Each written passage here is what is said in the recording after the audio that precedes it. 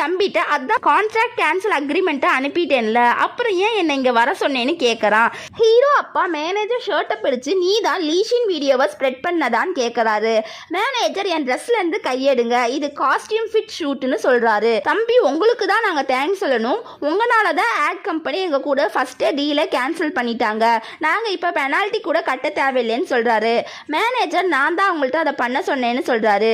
நீ 1 year break எடுத்துட்டு திரும்ப என்கிட்ட வருவேன்னு என்ன நிச்சயம்? நீ எங்களை மாதிரி ஒரு பெரிய ஏஜென்சி கூட கான்ட்ராக்ட் போடணும், அப்போதான் நீ உன்னோட நெகட்டிவ் இமேஜை க்ளீன் பண்ண முடியும், உன் கரியரை ஸ்டார்ட் பண்ண முடியும்னு சொல்கிறாரு.